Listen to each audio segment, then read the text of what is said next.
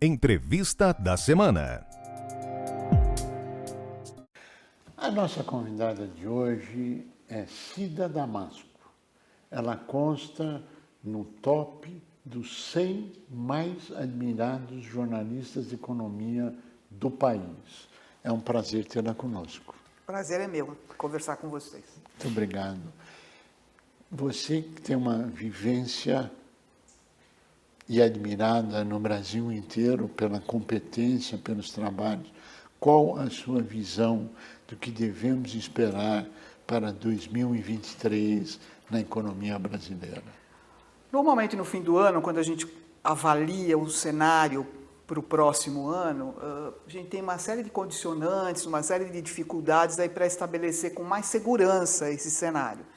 E nesse ano nós temos, não foge à regra, aliás, reforçamos a regra porque estamos numa mudança de governo, uma mudança profunda de governo, ainda em formação esse novo governo, com vários desafios pela frente, mas de qualquer maneira podemos dizer o seguinte, estamos com um cenário que depende internamente de como esse governo vai processar as mudanças, né, na política econômica, principalmente como ele vai compatibilizar a responsabilidade social com responsabilidade fiscal. Isso tem sido quase um mantra do presidente Lula. E do lado externo, nós também temos alguns desafios. Temos a economia americana com certos problemas, mas ainda andando um pouco melhor do que a economia europeia.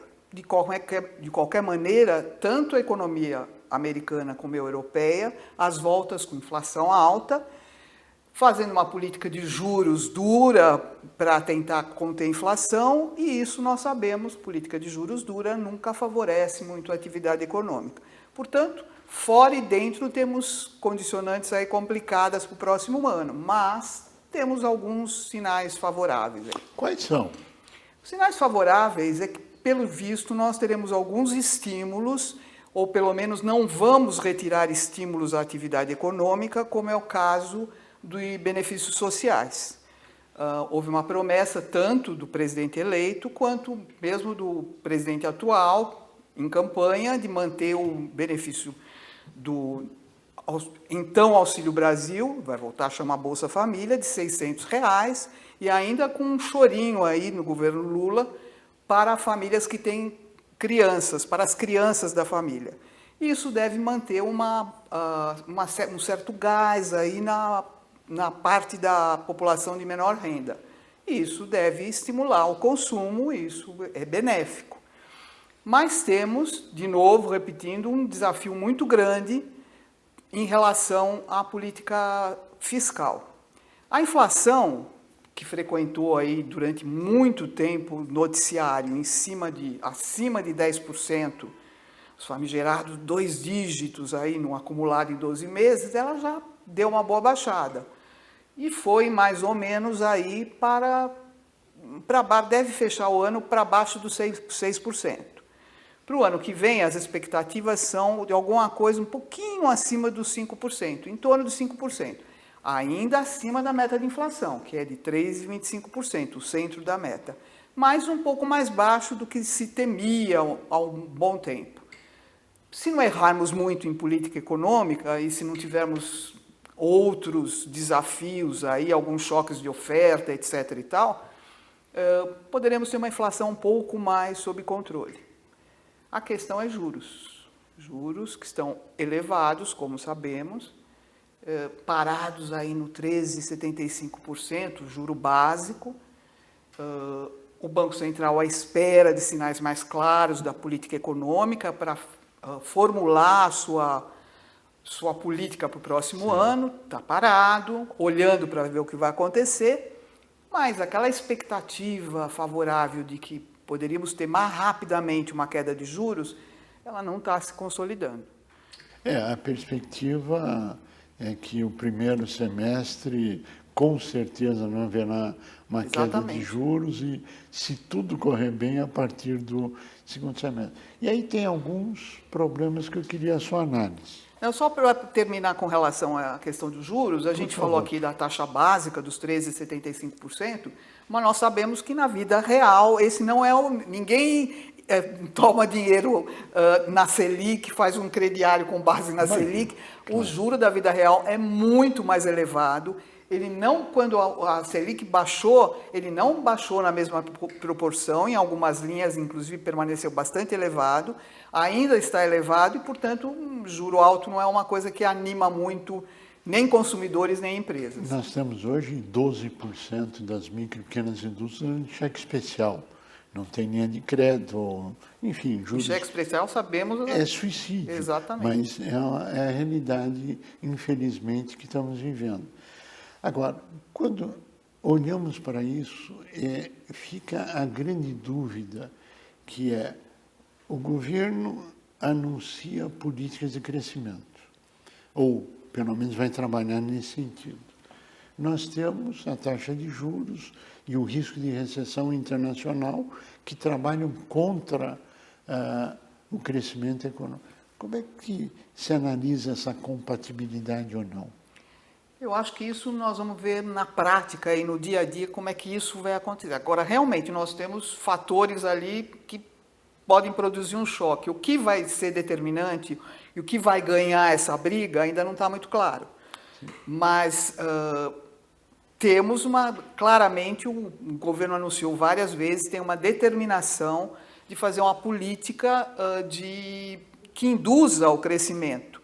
Mas também sabemos, e há muitas especulações a respeito, há uma resistência do chamado mercado financeiro, a que não seja feita uma política de excessos, para que, no primeiro momento, essa política pode favorecer um crescimento forte do consumo, mas mais lá na frente, se a política for de excessos, ela pode produzir exatamente o efeito contrário, ao fomentar a inflação, produzir primeiro, estimular que os juros sejam elevados de maneira mais abrupta do que se imagina, e isso fomentaria a inflação novamente, e inflação nós sabemos que acaba retirando renda das pessoas e das empresas. Ou seja, as coisas têm que ser muito bem dosadas, porque é uma política que caminha no fio da navalha.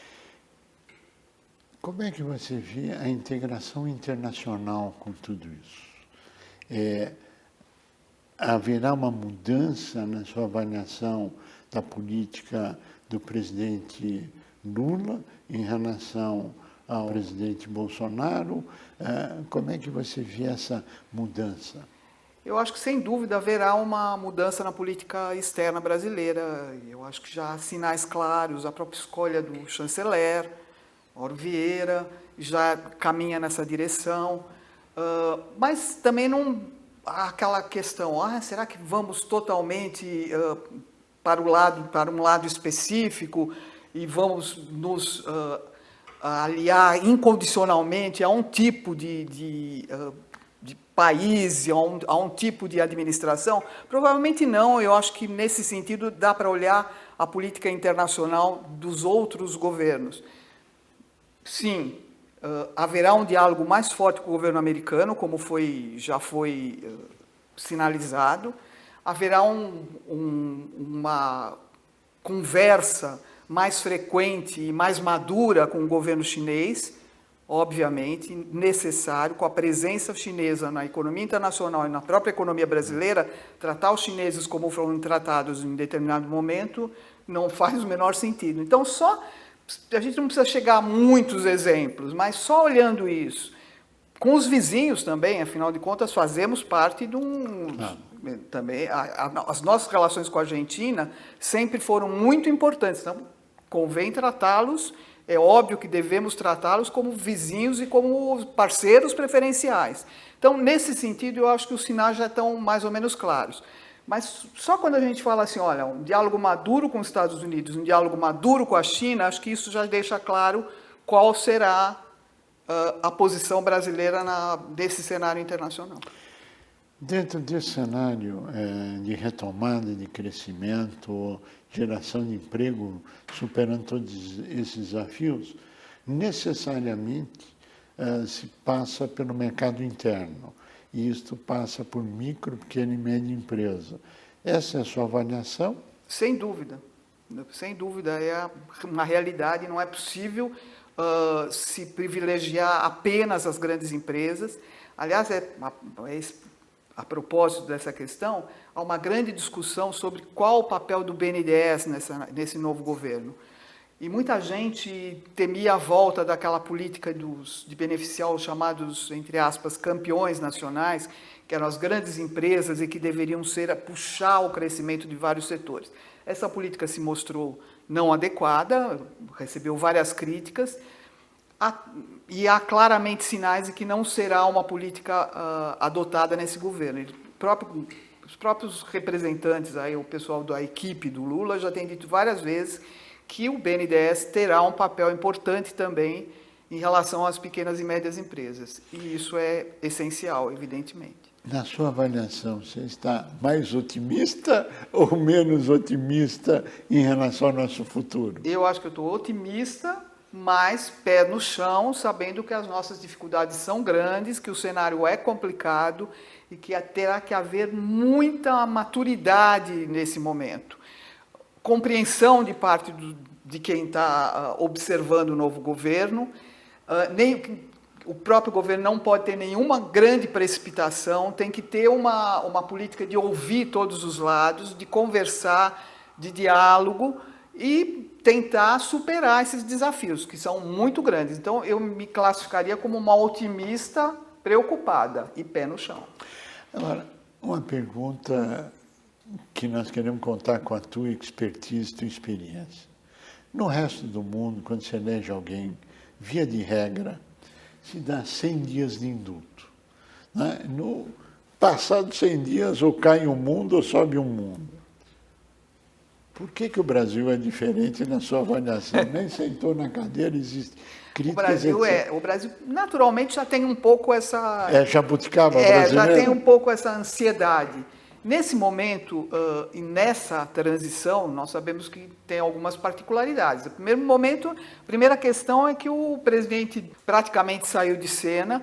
Então, quem ocupou a cena é o presidente eleito durante todo esse tempo. É normal que isso ocorra, mas não do jeito que foi, com a intensidade que foi nesse caso. Então, é natural que ele esteja aí na berlinda, digamos.